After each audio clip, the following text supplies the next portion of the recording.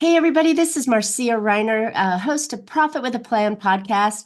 And I've got a question for you. Are you looking to really engage with your customers on a level that they've never really experienced and want them to continue to come back for more every time? Well, you're in the right place. I have Chris Hood with me today on Profit with a Plan podcast.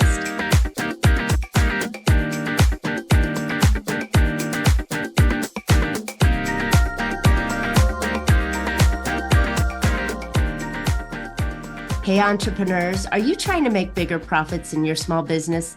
If you're like most of us business owners, increasing your profitability is always on your mind, and you're probably looking for ways to grow your revenue while growing your company. Well, you found a podcast that shares ideas to help you do just that. I'm Marcia Riner, known as the Profit Booster, and I'm a business growth strategist. I've helped tons of small business owners to establish and implement a tangible plan that guarantees increased profitability, guides your growth, and plans for future exit.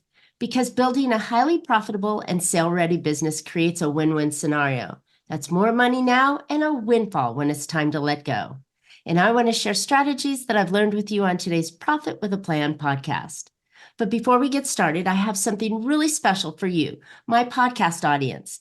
If you want to supercharge your business, avoid profit plateaus, operational headaches, and growth roadblocks, well, I've created a brand new Profit Booster Playbook just for you. You'll uncover 5 essential strategies and quick ways to take action on them.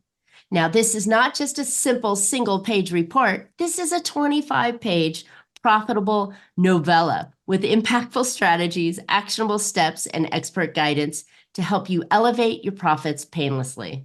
All right, that's a mouthful, huh? Make 2024 your best year ever? Go download this free playbook at boostingprofits.com. All right, my guest today is Chris Hood. He is a keynote speaker, strategist, and thought leader in the customer-centric cultures, artificial intelligence, and innovation. He boasts over 3 decades of experience in business development.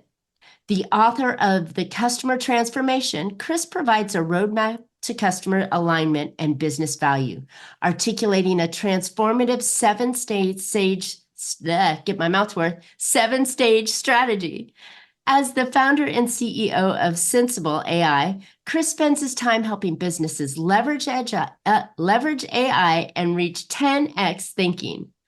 Former roles include Google's digital business strategy, crafting transformation programs at Fortune 500 companies, and developing storytelling techniques at Fox Broadcasting and Disney for popular shows like Glee, American Idol, 24, and Gotham. Currently, Chris shares insights on his fellow podcast, The Chris Hood Digital Show and Customer Transformation Live, helping businesses worldwide accelerate their digital potential and align with customers. As the co-founder of Blind Squirrel Games, his influence stretches across multiple industries. Beyond consulting, Chris imparts his knowledge to the Southern New Hampshire University students, bringing the gap between business and technology. Wow, Chris, you are well-rounded, and we're just so excited to have you on Profit with a Plan today. I am excited to be here as well. Let's do it. Yeah. I'm really excited. Okay, so question for you. You've got like so many different things going on. Your AI, your storytelling, you're working with major, broadcasting companies. How did you find this place? Did it just fall into your lap, or did you come out of the womb thinking this is what you were going to do? Yeah, believe it or not, I just shared this story with somebody else before we got on today. And it started all the way back when I was in high school. And I started getting the age-old question, what are you going to do with the rest of your life? When you grow up. Yeah, what are you going to do when you grow up? And I was presented with 2 options, really. I mean, obviously, there was a lot of options, but at the time, I really enjoyed playing with computers. But in the 80s, computers were looked at as a hobby. And then my first real full-time job was working at a local movie theater. So the 2 options were go into computers or go become like a movie director. And I thought, well, what is the most stable career for the rest of my life? Definitely going into the movies. which maybe I didn't make the right decision. However, 18, 19 years old, I figured that's probably the best place for me to be. But what was really interesting was as I began to grow throughout my professional career, there was a clear need to bridge the gap between the creative and the technical, or the business and the technology teams that a lot of organizations often struggle with. And how do we translate technology terms into business requirements? And how do we leverage the technology that we need to operate today and grow business? And so I really began to fit into this wonderful place between that business and technology team so that we could help organizations grow, thrive, better leverage the technology, and then translate that ultimately into customer satisfaction and customer success. Wow.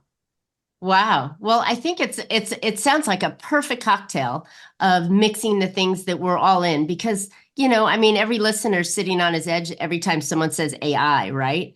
And jumps in, chases after those kind of things. But I know that there's so much more that technology can do to help us understand our customers better and be able to develop deeper relationships with them in a way that they'll want to stay sticky to us, right? Yeah. And what's really interesting is we as business leaders often will gravitate towards that shiny object, whatever that newest technology is. Look, AI is nothing different than if we go back to, oh, I need a website. Oh, there's an app for that. Oh, I have to get AI. And I ask a very simple question with anybody that I talk to. Why? Why do you need it? AI is a great example of this because I think there's tons of CEOs, tons of entrepreneurs all sitting around thinking, I've got to get on board with AI. I have to use AI. But the question still boils down to why? Simple question expanded is, do your customers even want it? Do your customers even care? Do they? We have all been using AI for decades now. And we may not even, every time you go through the line of Starbucks, you've used AI, whether you realize it or not. And so you have to start to not just recognize that there's new technology out there, but recognize that that technology is going to impact your consumers.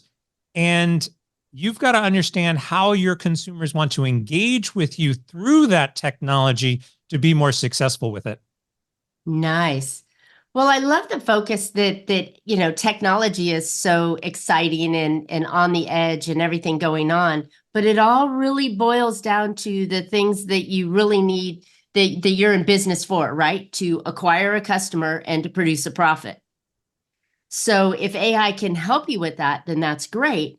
But I think the end result is how do you produce a customer and or gain a customer and produce a profit? Absolutely. And it goes full circle because without the customer, you don't have a business. Exactly. Look, there's a lot of businesses out there without customers because they're trying to grow, they're trying to create a business. But that's the starting point. You nailed it.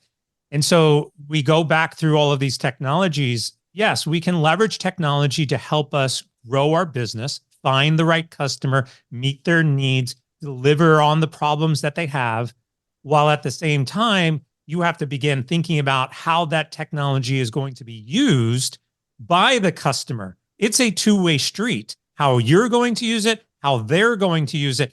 And if they do not marry well, then there's going to be a problem. And ultimately, you're going to lose those customers. So you've got to think about it beyond just, hey, there's this tool and it's going to help me get new customers. Well, not if you don't have a good product, not if you don't have a good service. So the technology is a tool, but you still have to be able to fulfill what their needs and aspirations are and what problems you're trying to solve. Okay, well, great point. And I mean, really great point. So say you've got an established business and you've already got the customer base going, you know that, what you do is providing a need, and you've got customers raising their hand saying, I want that. How do you then improve that using AI? Well, I would say that you really can't. Good point. But I mean, there's obviously ways. Oh, sure, there's going to be people out there who are, pulling their hair out like, yeah, well, of course you can. So you've got to understand what is AI actually doing and what is it not doing, right? It's not going to solve everything. AI cannot have customer empathy. That's you. You are going to have to understand and be able to connect with your consumers. You can't just expect the AI to do that. A lot of people are opting for AI to help with support tickets, having bots. All that's doing, and we see it in the research, is it's frustrating the consumers. They are leaving your business because you are handing them off to a robot as opposed to handling the issue by yourself. You are the owner of the business. You are the CEO. It's your responsibility to make sure that that customer is happy. The computers and the technology are not going to be able to do it. But now on the flip side, AI can give you the research, the information, the ideas. You could log into ChatGPT and say, provide me with a 10-week strategy for growing my business. Now provide a couple of other things, like what type of business, who are your customers, what are you hoping, what are your goals? You can provide that information, and it's going to provide you with a 10-week strategy. But Love warning I'm out of here. business. I'm out of business. Wait a minute. No, I'm kidding. but warning here, right? All this is really doing is compiling the information that is already out there. There is no difference between ChatGPT and Google search, except for it's compiling it for you, right? I go out to Google search and I say 10-week strategy for growing my business. I'm going to get a whole bunch of websites. I'm going to have to go through all of those websites. I'm going to have to compile all that information. And then I'm going to have to strategically think, what are the best options? That's what ChatGPT is doing. And you're still going to have to validate if that makes sense for you. So all AI is really doing for us today is automating, streamlining, providing some additional ideas, content, but it's not really going to help you grow your business. Only you, a human being who can connect with other human beings, can help you grow your business. Love it. All right, so let's go down that path. Now that we've kicked AI to the curb, kind of, and we know that it's there to support us and speed up automation and processes that we have. But like you said, the real connection, the real way to develop customers and to keep customers is to engage human to human. And I love that. So how do we do that better? I guess would be an easier question. Well, it's a cliche comment, but be in somebody else's shoes, right? That's empathy, the basic concept. Walk a mile in somebody else's shoes so that you can understand what their challenges, needs, aspirations, problems are. Here's another way you can look at it, and it goes back to the AI. Do you have a robot that's going out and shopping for you and interacting with another robot? Do we have robot to robot business happening today? Yes. We do? What are we? Well, I think so. I mean, if you're thinking about it, if you're talking about any kind of automation that will go in, they're not going out and buying my clothes, but I can go in and tell the Google app that I want, this box of groceries delivered, and the box of groceries talks to the other box I think there's portions of it, not end user to end user completely done without input from a human. So we have an interface. So there's a person on one side, interfaces with a robot, that interfaces with the business that has a robot that then hands it off to another human. All we have are interfaces that are between the humans. That makes sense. Acting as a middleman. But I don't have a personal robot that's standing here that has commands to say, hey, go off shopping for me, and is making the decisions on what groceries to buy, and is then going and buying food from another robot who's saying, that will be $5, please, right, for your milk or whatever. Like we don't have robot to robot interactions happening. We have Got it. human to human that has some technology in the middle of it that's Mm, facilitating that transaction. At the end of the day, it's still human to human. love it. So when we think about the real world experiences that we all go through, you've got to put that in perspective as you are dealing with your customers. I'll give you another example of this, or a couple of examples of this. If you go into a grocery store, we were just talking about, and you go to the grocery store and they say, oh, we're sorry, we no longer take debit cards. We only take cash. What are you going to do? You're going to Panic. leave that grocery store and go to another grocery store that takes debit cards because your expectation is that when I go grocery shopping, I can use my debit card. That's Exactly. reality. And yet I can go into a business today and say, when is the last time you shopped at your own company? Mm, And most of them will say, I haven't. never. I sat in a large organization. There was 100 people in the room. And this was with an airline. And I said, how many people flew in today using your own airline? Now, 99 out of the 100 raised their hands. Now that's expected because they get benefits and discounts. And there's probably the one person though, I said, well, now why didn't you use your own company's airline? Travel reasons, whatever the case might be. But that just shows you when you are not actually using your own products and understanding what the customer sees, you're going to have a problem. You have to see it from their perspective. That is Mm. the number one thing. If you can't do that, then you're never going to be able to come up with new ideas and new approaches and new ways of improving that human to human connection. I love it. I mean, everything that keeps coming up, the bad thing is always that phone tree that you get lost in forever because you just want to speak to a person. And I think if you look at it from the customer side of what are they don't care about you and your credentials and all this stuff. I mean, that's a standard piece in it. They want to know what's in it for them. And they want that experience to be about them, not about us, the business owners, right? Absolutely. Not about you. Here's another quick story, a very quick story from an entrepreneur. I was working with a CEO of a online e-commerce clothing dealer, and they had some great products. And the CEO came to me and said, I've got a lot of people who are abandoning the shopping cart. I don't know why, but I believe it's because the checkout process is too confusing.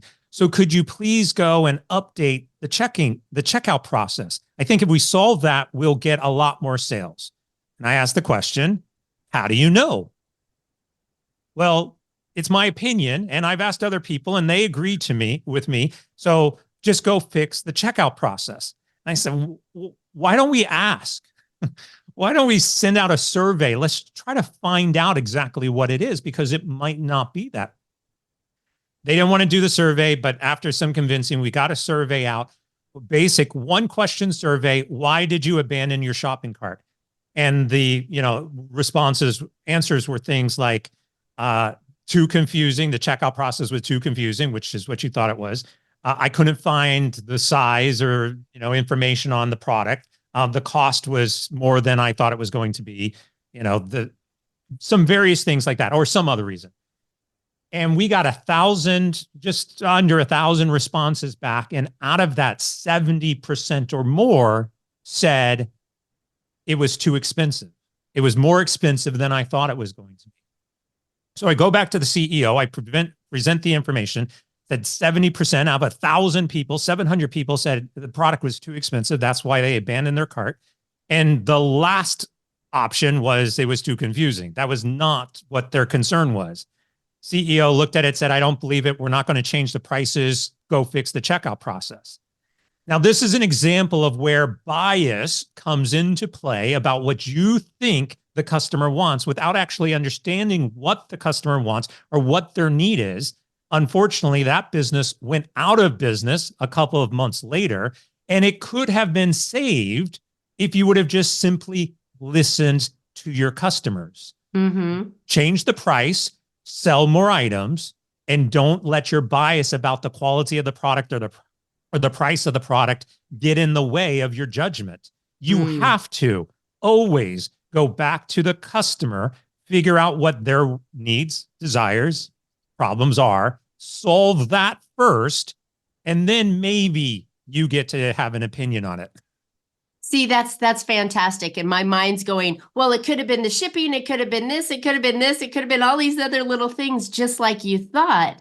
And my mind goes into, well, it's not always the answer that they see. And that's perfect.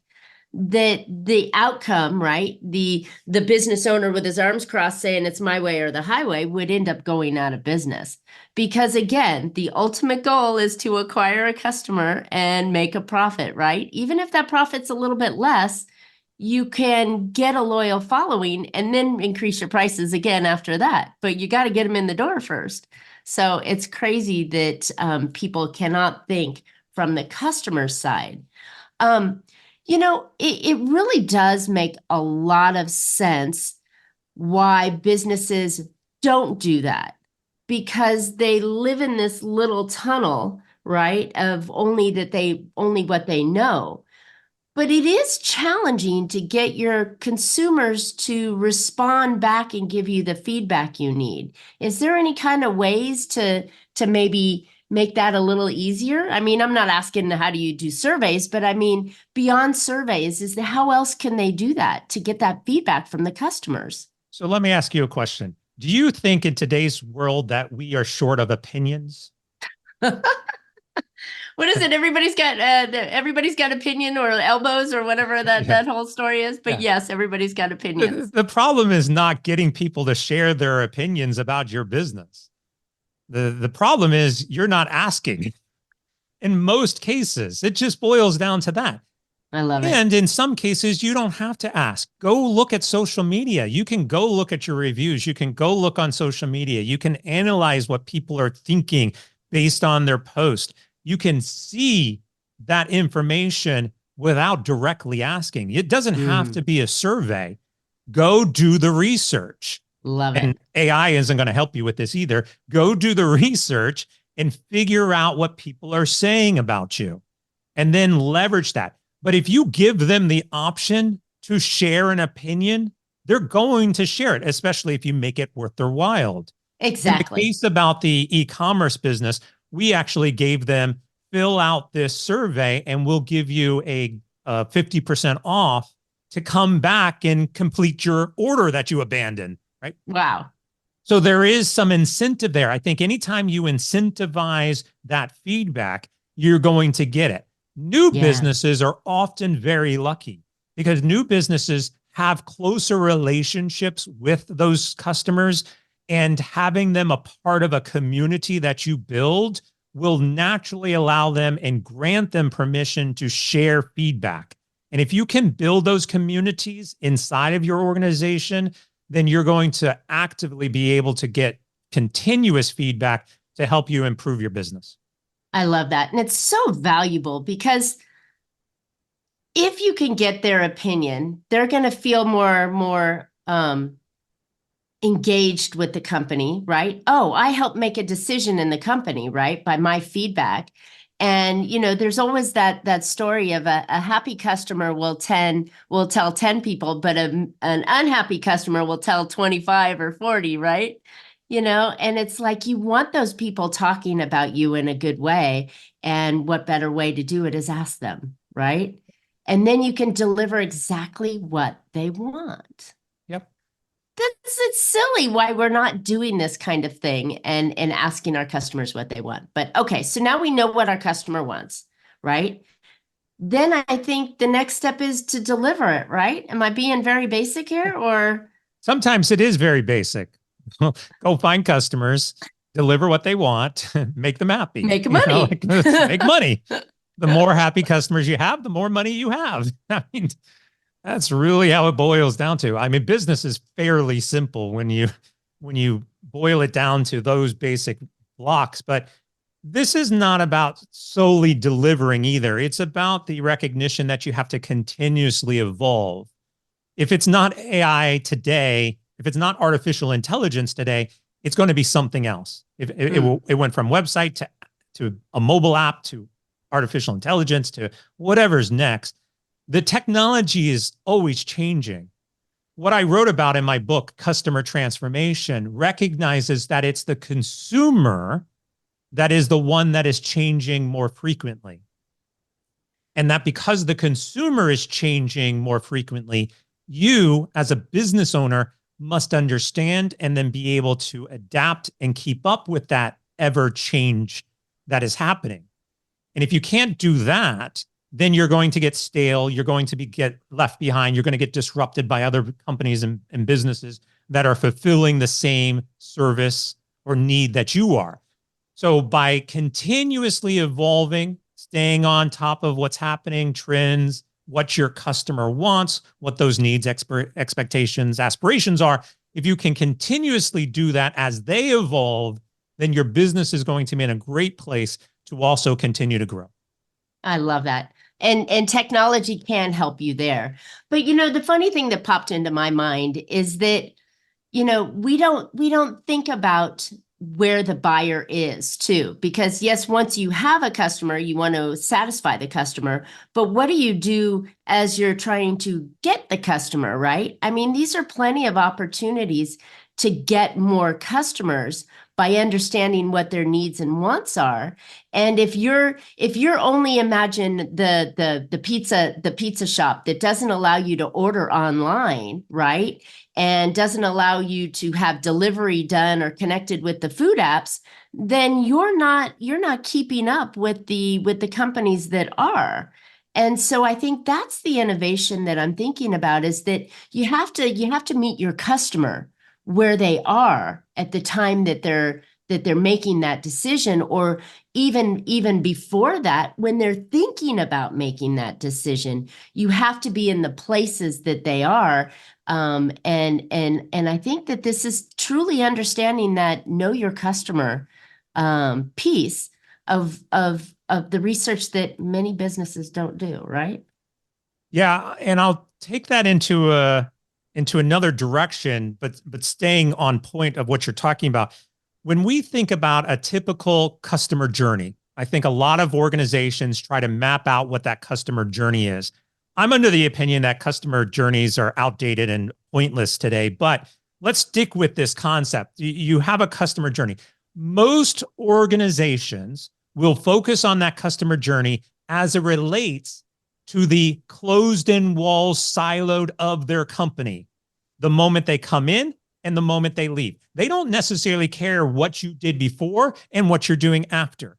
That's terrible. But if we think about something like a movie theater, which, go back to my roots, when you go into a movie theater, the journey does not start the moment you walk into the movie theater. You probably made dinner reservations, booked a babysitter potentially, went to the grocery store like I do and buy a bunch of candy and sneak it in. You buy your ticket, you pick your seat online. You're doing all of these activities. Then you go to the theater, you sit down, buy some concessions, get a hot dog to go with your candy. And then you watch the movie and then you leave, and then you're sharing on social media. You saw the movie, your opinions about the movie. But it's amazing that movie theaters don't necessarily care about all those things you did before and all those things you did after. They're just happy that you had a good experience while you're in their doors. Okay? Missed opportunities. Yeah. A lot of businesses think in this way. What is, if you own, I often use the concept of, let's say you have an animal pillow company and you sell animal pillows to children who are inside of, in a brick and mortar business. What are they doing before they walk into your door?